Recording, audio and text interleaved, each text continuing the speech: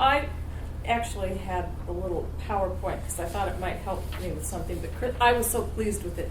But Chris tells me that other people have used PowerPoint before, so it's not very special. But when Chris asked me to talk about this book, I think I had, and he gave me the theme that I was supposed to talk about, which was citizenship in publics. I have to say I groaned because I'm getting sick of citizenship. It just, it's such a slippery concept, and it's used so many different ways, and there's so many different things loaded onto it. I think in many ways it loses its meaning. It has, because it's everything, it's nothing. And sometimes people will start off with one definition or conceptualization of citizenship and end up in a different one. And I don't know if they know that they've changed their definition. I don't know if that was intentional. But it just seems like it's a bit of a mess of a concept. And so, I had that sense also by the time I finished reading the book.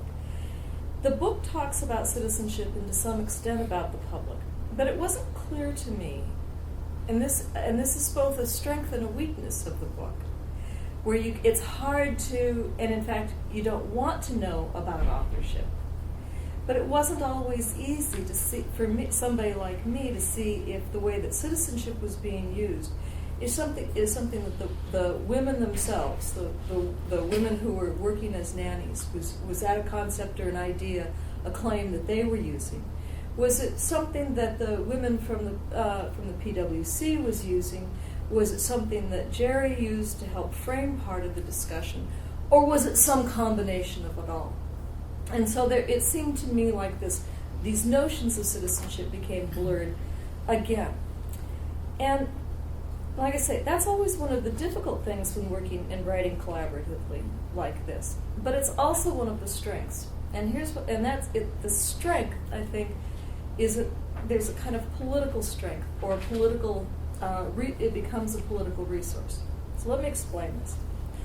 Now, it seems to me that in the book, as in discussions about citizenship more generally, a lot of conceptually different things are fused into the term. Basically, we often, but I think without intending to, link citizenship with the public. And then we also link it with inclusion. So citizenship is linked to the public, and we have good citizenship when it's inclusive citizenship. Now, I think that's to some degree true when we talk about citizenship as a legal status, and I think it's almost always true when we talk about citizenship as membership. So the more substantive aspects of citizenship. Intellectually, I'm not sure that we want to do this. I think we know not to do that, to equate citizenship, the public, and inclusion. But it still seems to happen. And then it's only compounded when we draw from multiple theoretical perspectives, and when we try to theorize from the experience of people's lives, or when we try to use the people that we're working with as theorists themselves. So this concept it's almost impossible to kind of separate out these different meanings of citizenship. But it seems to me that, at least conceptually, there's a value in, for a moment, thinking about these ideas separately, and to foreground perhaps one of them at a time. And precisely so we can see the kinds of oscillations that Jerry talks about in the book and that Paul talks about. I don't want to think of them as separate necessarily, but I also want to be sure that we don't think of them as being the same. So there's a comment that Jerry makes on page 97, and here it feels like, I think we're in Bible study up here. Turn to text. More fun. That it turned on a light in my head.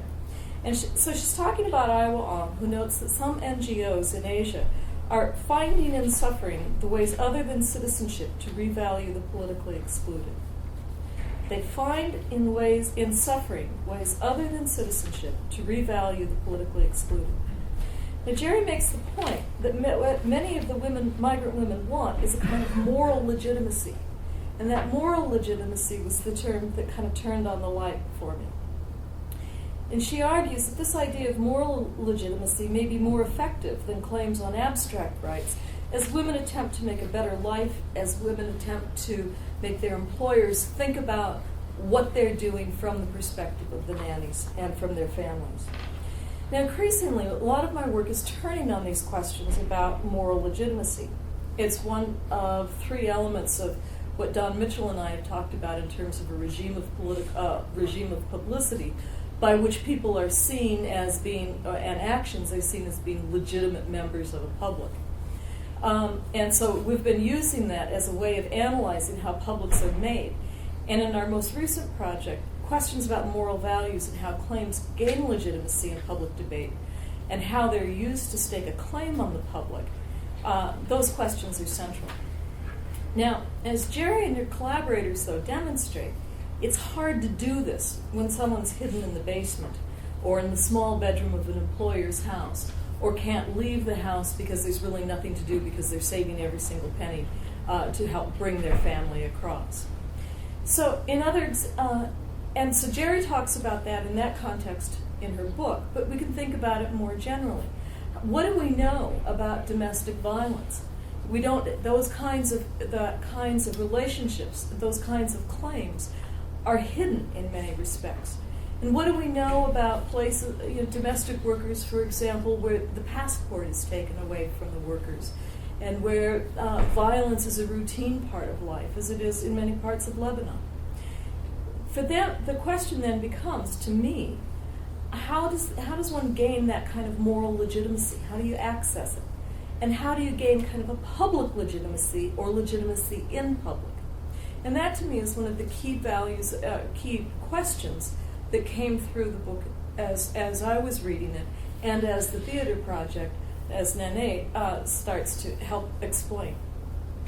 Now, at this point, then, I think one way is to work through the relationships between the rights of citizenship and the legitimacy as a strategy and as an opportunity. To see that relationship between citizenship and legitimacy as a relationship in which one may be useful at one moment to help open up, legitimacy may be useful to help open up citizenship. Citizenship claims may be helpful at other moments to open up questions of legitimacy. So, but it's not an unproblematic tactic. For one thing, if you think about if you think about making citizenship claims, as we're sometimes talked about in the book, it becomes very reliant on, or is often mapped upon, the nation state. For immigrants, this is really perilous, since you can set and train arguments about whether they can legitimately make claims on the state or on other members of society precisely because they are not citizens. Jerry quotes Bosniak, who talks about the two forms of exclusion that can operate at a border, and notes the importance that it is legitimate in most international law for states to exclude or to not treat migrants in the same way they treat their own citizens. And so by making citizenship claims, it's possible that those can be turned back on migrants to say that no, they don't have the legitimacy to make those kinds of claims. And so Bosniak, for example, argues that such claims can actually harden the territorial borders of citizenship.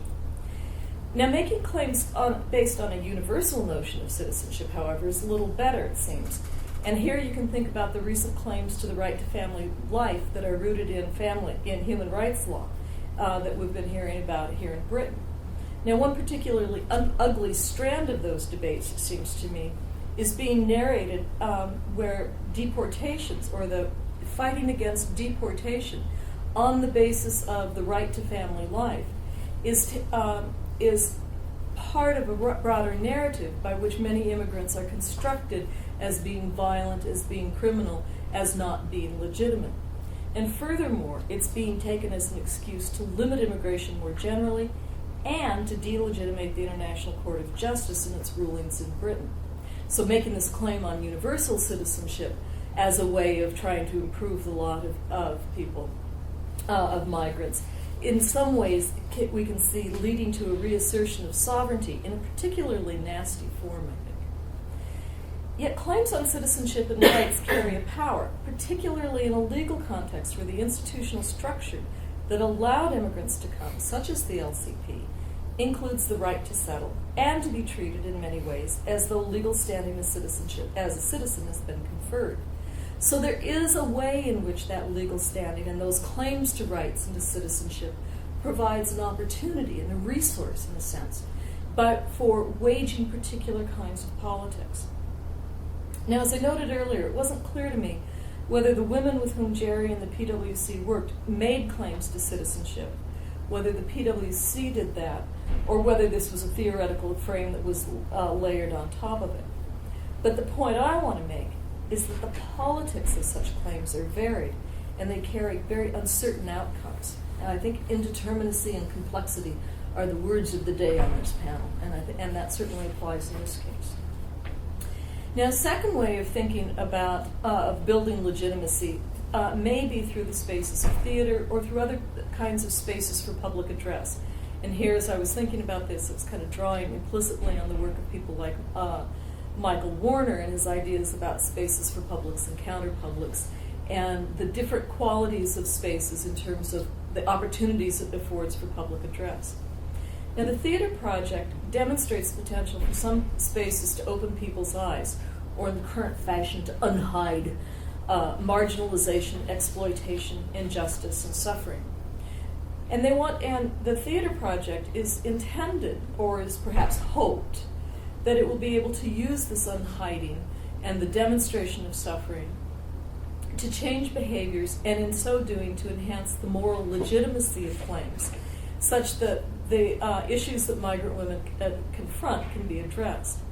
Now, in those cases, citizenship claims and claims to inclusion are not necessarily made, or at least I didn't see it in the context of the play, though claims about the legitimacy of their personhood and claims to be heard in public even though they may not be in public, those claims are heard and in the case of the theater project may be seen.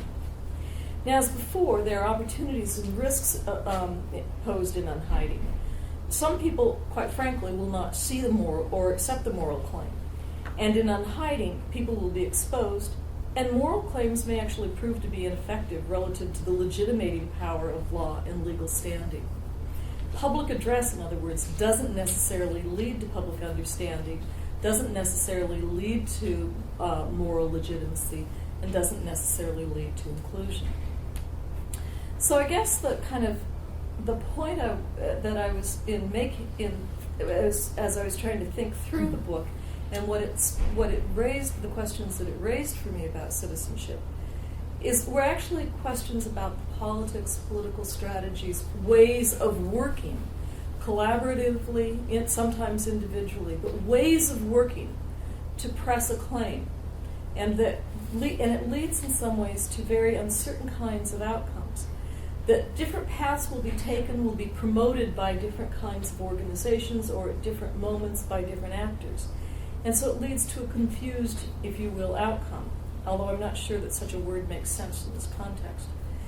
But whereas I started the comments with the implication that citizenship and public have too much loaded onto them to be of much use analytically, I think the women in this book demonstrate that it actually does have a lot to offer as a resource in making political claims as they move and negotiate between ideas of inclusion, public, citizenship, and moral legitimacy.